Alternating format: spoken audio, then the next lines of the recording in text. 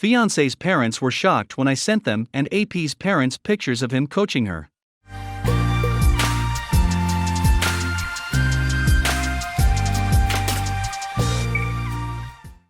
My story at the onset is your typical infidelity discovery. M27 engaged for 6 months, fiancé acting distance, gone at weird times, Zex infrequent/excuses. Found the texts. She'd been sleeping with a guy, married, with kids. Took pics of all of them. This douchebag was coaching my fiancé on having affairs. He's been doing it off and on for years. Like it's acceptable. And yes, it's in the texts. Here's my success story. This transpired late spring. Wedding was planned this summer. Zero hesitation, there was no way this was going to happen. I was done. I work for a huge company. Position openings galore right now. Interviewed and secured a position in a place I always wanted to live. Gave notice to my landlord. Fiancé lived with me. Lease entirely in my name. Filed unlawful detainer.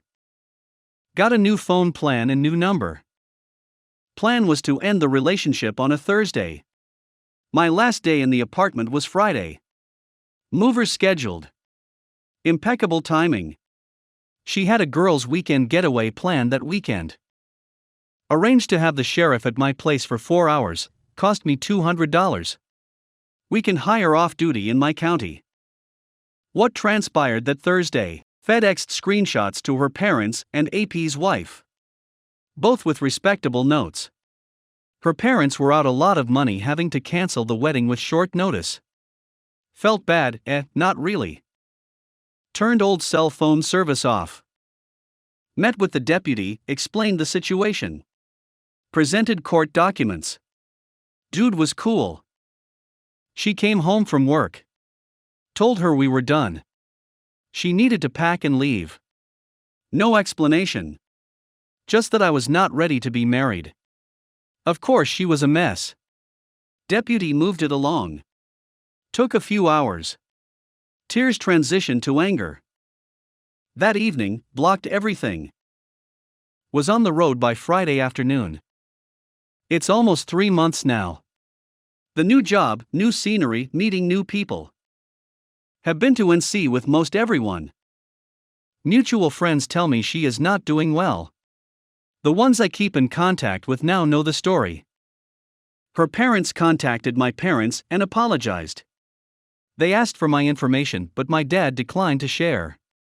He did tell me to call them. I may out of respect. Her sister, who I failed to block, messaged me on FB. She understood why, but felt I could have handled it better. Update. Many have made comments regarding my ex-fiancé's sister's PM comment. I honestly always felt her comment was based on how I handled things with her parents. After reading your comments, I now see she may have meant how I handled it with my ex as well. During my long drive and days after, I felt really cowardly. Felt like I was running from my ex by not confronting her with the truth. I honestly just didn't want to deal with it, felt it would do no good, and really did just want to get away. Your comments now make me feel good about what I did.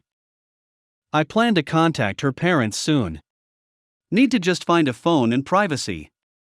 Not sure what to say exactly. Regarding the texts between X and AP. I had 12 pics of the text strings, so a lot. Also a few pics not sexual but incriminating. There was no doubt they had slept together.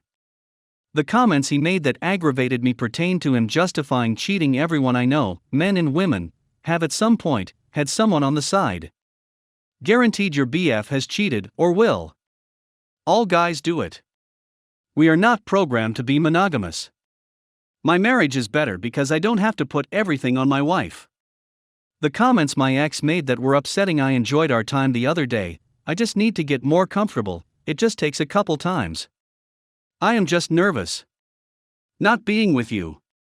It's great. Just do not want him to find out. Ever. I'm pretty sure he cheated on me before. For the record, I never cheated on her. I never contacted the AP's wife. Both letters and screenshots were sent to FedEx. Tracking shows they delivered. That's all I have. Part of me wants to contact her, part of me thinks with what I sent there's no way he can weasel out of this unless she's in complete denial, in which case it's pointless. I talked to a few mutual friends. They brought her up. All I gather is she's not doing well, whatever that means. I really do not want to get into discussions about her, so I changed the subject. I live in a really cool apartment complex. A lot of people my age, met a bunch. Also have a lot of friends from work. Social life is pretty good. Thanks again. When I speak to her parents, I'll send an update. Update.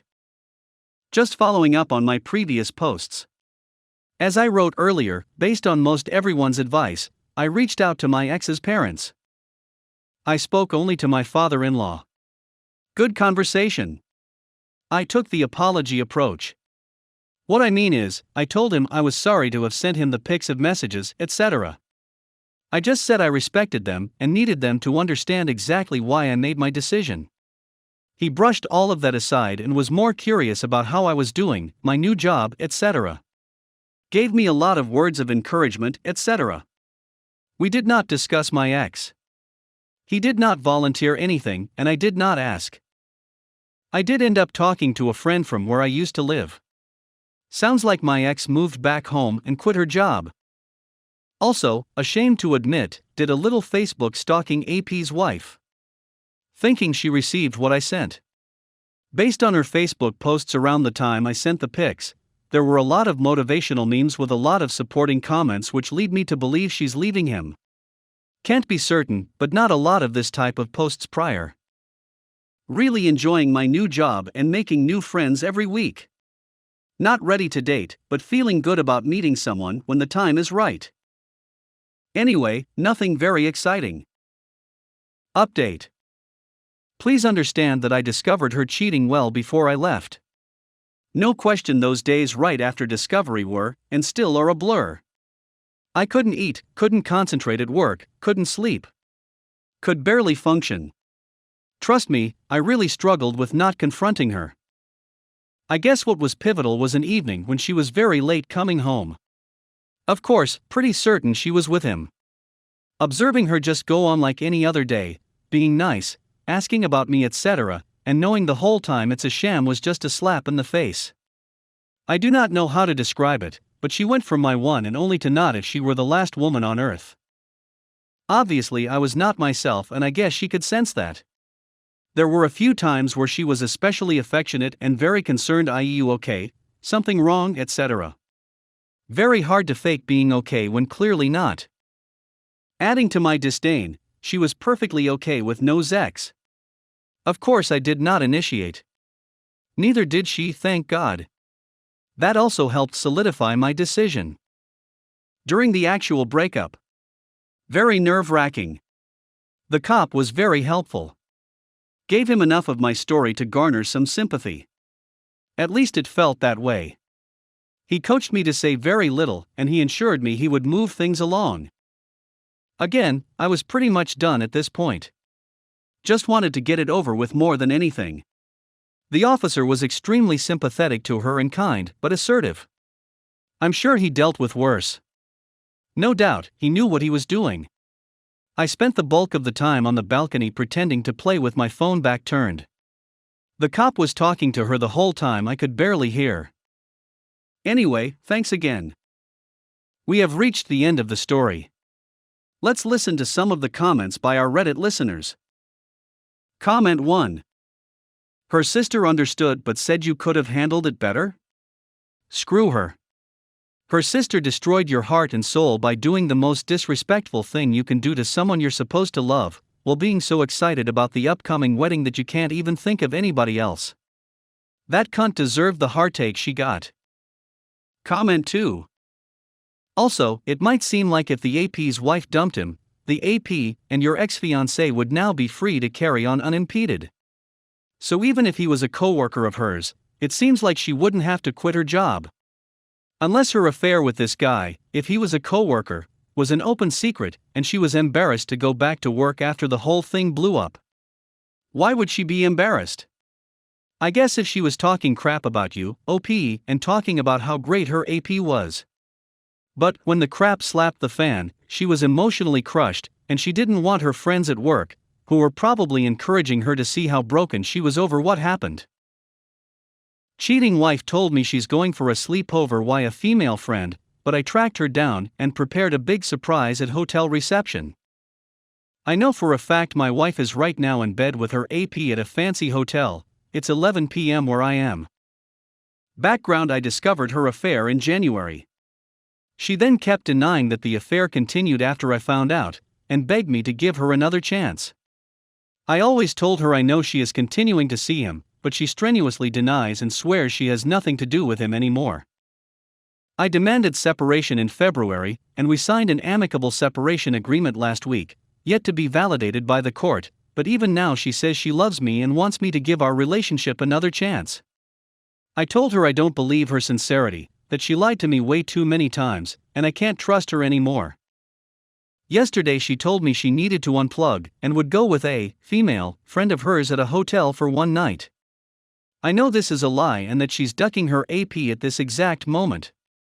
I know which hotel she's staying at, and it's not the one she said she would go to. Question: I am very tempted to head over to the hotel tomorrow morning to have breakfast there, only to see the two of them show up nice and chilled after their morning's ex.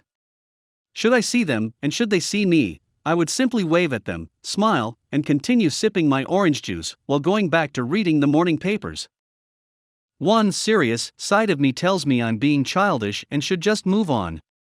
Another childish side of me thinks that, after all this suffering and agony, I should not deny myself this little coup de theater and enjoy the amusing sight of the deer caught in the headlights.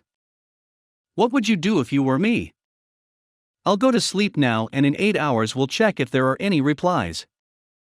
Edit: prevailing consensus is I should go for it. So be it. I'll head to the hotel in a cab. I first need to drop the kids in school, kiss them on their foreheads, and wish them a good day the way a good dad does. So I won't be able to be at the breakfast table very soon. Hopefully they are not breakfast early birds. But the real question is, will they order room service? All variables considered, I estimate a 40 to 50% probability that I will see them. So yeah, let fate decide how this goes. Update. So this morning when I woke up I wrote that I would head over to the hotel, and I gave myself a 40 to 50% probability that things would pan out as planned. My big question mark was whether they would take room service. I wrote let fate decide how this goes. Turns out fate played this out in a weird and sort of interesting way. I dropped off the kids at school and managed to reach the hotel at 8:15. Room pretty much empty, so I chose an ideal spot, with a view on the entrance and table placed right between the two big rooms that comprise all the interior seating. Perfect view of outside seating as well. I brought along a big wide newspaper and plugged a hole in the center, so that when the two would show up I would put the newspaper in front of my face, and would still be able to see where they would sit. Took my Pano chocolate, 4 of them, actually, a succulent chocolate muffin, and a slice of banana cake. Orange juice as promised, and cappuccino de rigueur. I truly felt like a cop in a Hollywood movie the first time I ever did this. Checked wife's WhatsApp to see the last seen time. Yes, she's awake. Of course she's awake, dude. They're ducking. Just wait patiently. Long story short, I waited 245 hours. Average heart rate 160. Had to go take a piss at a certain point, but no way I was going to leave my guard post. At 11 breakfast time ended and the two didn't show up. What a bummer. Apparently they did opt for room service after all. Not my lucky day, I guess. Or maybe I got it all wrong and she really is with her female friend at that other hotel. Now doubt inevitably starts to creep in. So I go take my overdue piss, put the carved out newspaper under my arm and despondently head for the exit, without forgetting to pay the equivalent of $40 for my luxurious breakfast. But wait. I did have a plan B. Before leaving my house this morning I picked up my wife's passport. So I headed to reception and told the guy that I was asked by Mr. last name of AP, to bring him this passport I have here in my hand. Asked him to please look him up. The guy fumbles for some time, asks me AP's first name, which luckily I know, but still no joy. Just when I was about to tell him maybe it's under another name and was about to give him my wife's last name, the reception guy tells me, "Oh, they're leaving right now, see," and points right behind me. I turn around and lo and behold, there's my wife standing at the exit, just 5 meters from me. She's alone though, and waiting for the valet to bring her car over. She's looking away. I wonder if she saw me, damn. I'm so close, and I was even talking out loud to the receptionist a moment ago. But she keeps looking in another direction. I look at her. I want to vomit. Car arrives. She leaves. I had a grand total of like 2 seconds to decide whether to say hi to her and see her reaction. AP wasn't there though. Alas, no coup de theater. I stayed silent. I told myself there's time to tell her later today. Now I was just curious to see her behavior once we both got back home. Just in case you're wondering, when I got home she was all loving and hugging and told me she thought a lot about the two of us and wants to change her life radically. But I did get the final confirmation I was seeking, i.e. that all her promises that she still loves me, that she removed AP from her life, and that she wants to restart our relationship were just a big mound of stinking BS. Wife slept in a room that was under the name of AP. That's all I needed to know. I came back home, and it was way colder than usual. During the past almost 4 months while we negotiated the amicable separation, we continued to live under the same roof. Didn't tell the kids yet. I guess in the depths of my agony, I was still hoping to somehow believe her when she told me she was serious about restarting. I guess deep inside maybe I was nurturing this crazy fantasy that all this is just a bad dream, and that one day I would wake up and life would go back to how it was before D-Day, and I could, and would love her intensely like I did in those photographs of the past 16 years that Google Photos, this day X years ago, keeps pinging me day in and day out. Those photos that I devour while I cry alone every night in my bed in the guest room, because I suppose I enjoy suffering. I know. It's stupid. But I'm sure many of you guys know how intense pain clouds perception and sound judgment. I told my wife that in 2 days we will go live in separate houses. All has already been pre-regulated in our separation agreement. Either one of us has the right to request this anytime. Tomorrow we inform the kids. A new life begins. The time has come to pull the plug in earnest. The sick tooth has been dangling lifeless in my mouth for a long time because I was afraid of the pain of pulling it out. Now is the time to extirpate it once and for all. While I was writing this, my wife popped in and said she wanted to talk. This will be the right moment, I think, to tell her I was standing right behind her this morning. Or maybe I should just tell her nothing, and let her wonder why I took all these big decisions all of a sudden. Not sure, really. I guess I'll just play it by ear. Yes, I know, this is the most stupid possible way of going about it, but I guess I just don't give a crap at this point. We have reached the end of the story. Let's listen to some of the comments by our Reddit listeners. Comment 1. Time to stop playing games. You won. Now get a divorce attorney and take care of your kids. OP reply. Separation is done already. Under the laws of my country, once the court validates the agreement we signed, which is expected shortly, a period of at least 6 months must pass before either party can ask for divorce. If the request is made, the separation becomes final and irrevocable, and the divorce is governed by the terms of the separation agreement. As for your second recommendation, absolutely, taking care of my kids is now my absolute priority, even more than in the past, if that's even possible. Comment 2. So did you tell her you saw her? OP reply. I told her. She said she wanted to see him one last time to close off their relationship once and for all, and that now she is definitively over with him. I told her you do not close off a relationship with a lover by spending the night together. If you close off a relationship, you meet in a cafe or something and just talk. The level of nonsense I am getting from her is just ridiculous here. I really need to completely stop engaging with her. Comment 3. All that time you wasted, and you could have been packing your stuff or something productive. Now, when you go on dates, imagine how this story will be received. OP reply. My friend, at these extraordinary moments in life, the prospect of wasting 3 hours of my time is not exactly my foremost concern. I assure you, I still have ample time to pack my stuff. What I did yesterday and the time I invested doing it allowed me to learn with certainty that my wife is lying to me when she tells me she wants to rebuild our relationship. Before yesterday, I merely suspected she was not sincere. I had doubts and uncertainty. The fact that she lied many times in the past does not logically imply that she will always lie in the future. Today, I have knowledge. This knowledge will save me a lot of additional suffering in the future. So, in my book at least, those 3 hours yesterday were not wasted.